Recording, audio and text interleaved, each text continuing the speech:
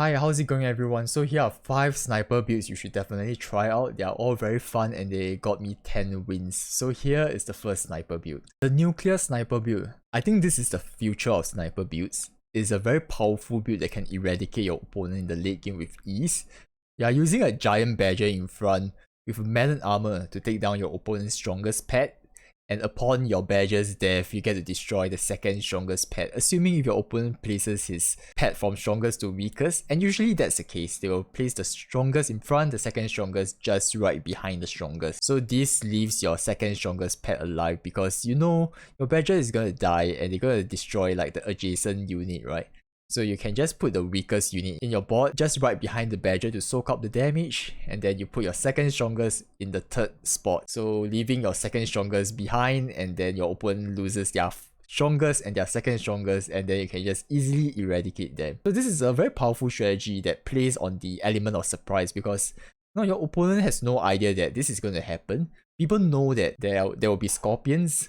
I mean, they should play around scorpions, but they never know about, badger, a very big badger that's gonna explode in their face. So they will never play around this badger's effect. So besides the badger, you're also using snipers like skunks to greatly reduce the health of the strongest unit so that your badger can just out-trade them easily. And you have dolphins to snipe away at scorpions or one-up scorpions to just pop that one-up. And then you have snakes behind the badger because the badger is your carry.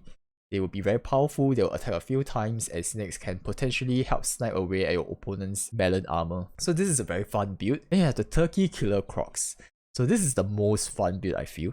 It focuses on demolishing swarm builds. I mean, as it suggests, right? Turkey killer crocs. It relies a lot on the crocodile hitting the last units, right? So it can easily defeat swarm builds that uses turkey, fly, tiger because they usually put their turkey and fly at the end.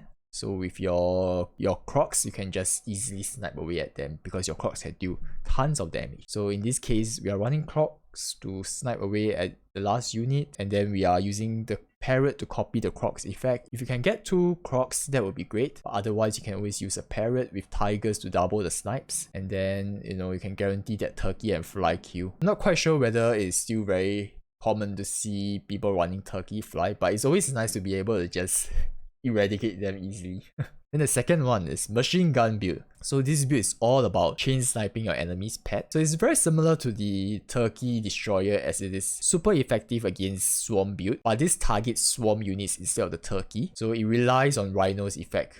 We can take out the small swarm units, and this activates Rhino ability to chain snipe, which will allow it to snipe away every single unit that is spawned from the sheep, from the rooster or whatever it is. And it does very well against rooster because rooster has 1 health, right? And boosted by a tiger, the rhinos can fire 2 shots and it gets a higher chance of chain sniping. Then he has swarm and snipe. This is definitely very unique.